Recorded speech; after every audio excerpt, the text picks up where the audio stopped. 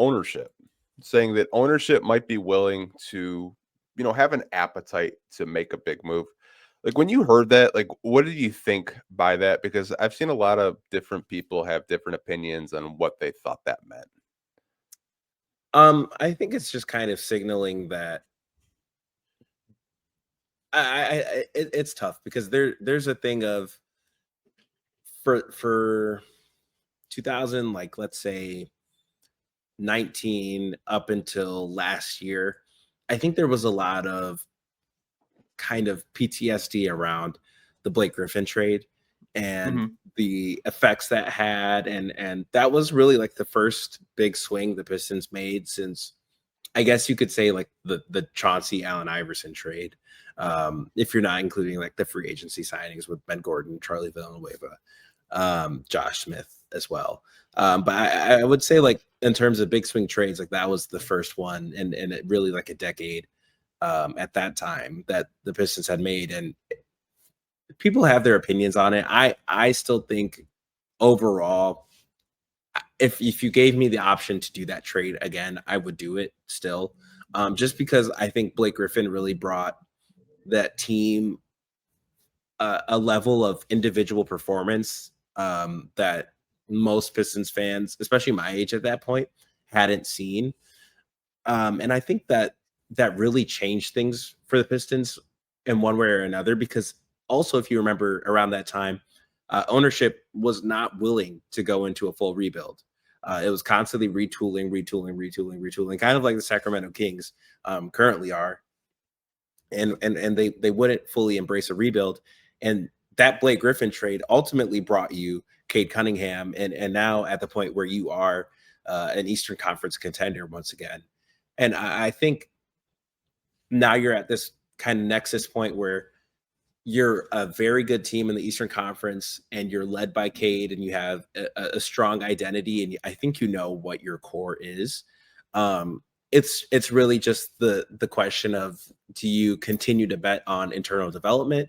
I'm not saying, like, make no moves, but maybe make a smaller, kind of similar to the Dennis Schroeder deal last year type of move, or do you go and look at, obviously, like, there's no way around the elephant in the room, look at like a Laurie Markkinen, maybe a Trey Murphy in New Orleans, like look at those kinds of players and see if that really raises your ceiling to not just being a team that gets out of the second round, but a team that ultimately can contend for the NBA championship this year, a team that can get out of the Eastern Conference. And I think that's a decision that Trajan Langdon really has to um, think about for the next like month or two, about just where exactly the direction of this team is going.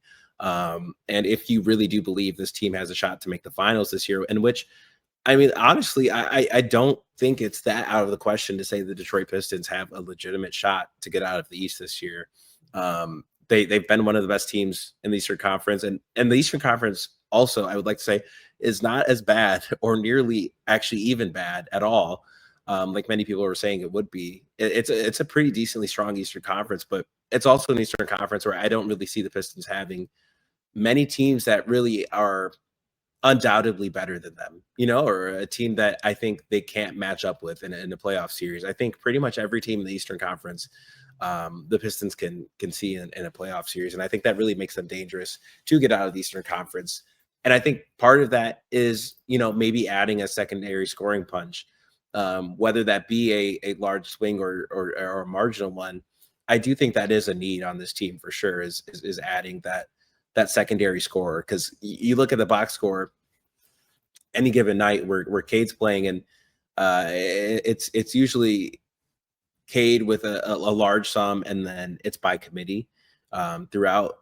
Duran, I think, has been incredible this year. I think he's stepped up in a huge way, but Jalen Duran isn't like, a initiator of offense. Like he's able to get drives and create a lot more offense than he used to. But you look at, you know, um, Shea and J Dub, right? Like how they can kind of go. It's either one on any given night, just creating so much offense.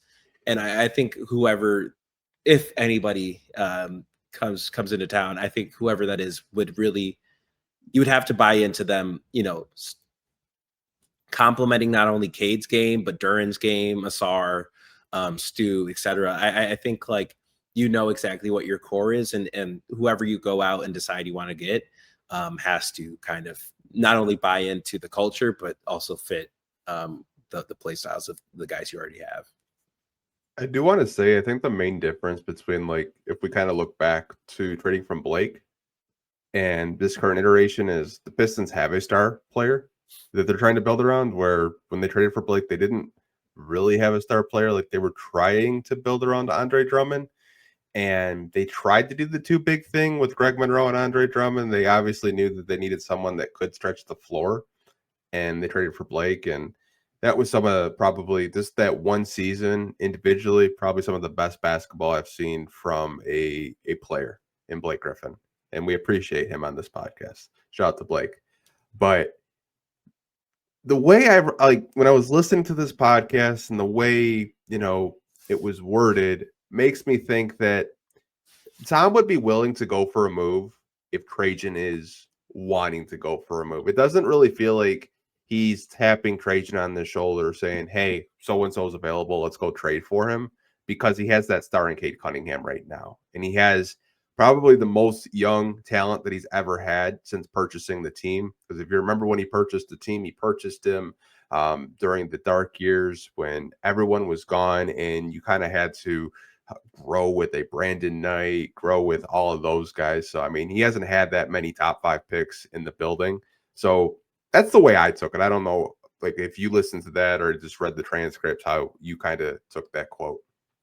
No, I definitely took it a similar way. I don't think it's Tom saying like, let's go and make this move right now.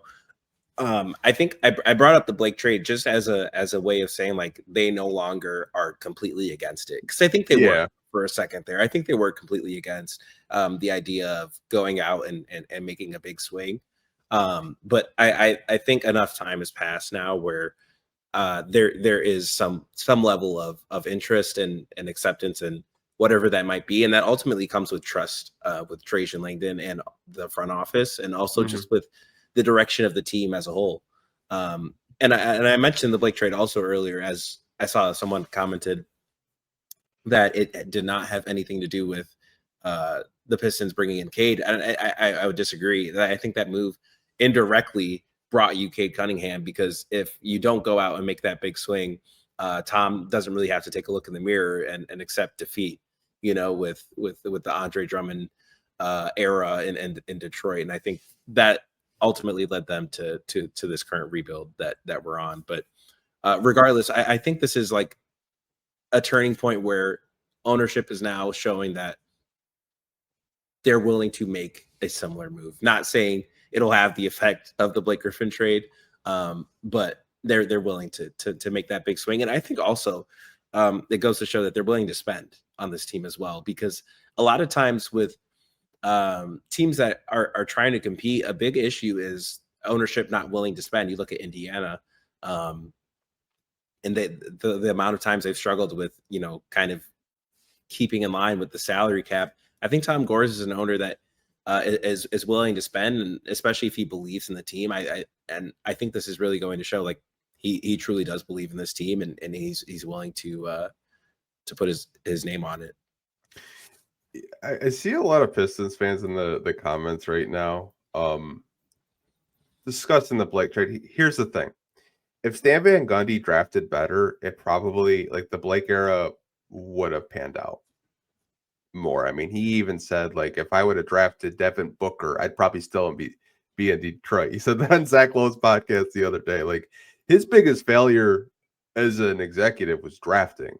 Now, him going and trading for Blake Griffin, the process of the trade I thought was good, because you got a guy under contract that's all NBA, can stretch out the floor. You're not relying on Andre Drummond to be your number one option. Reggie Jackson was more of a complimentary piece. You didn't need Reggie Jackson to take 20 shots a night.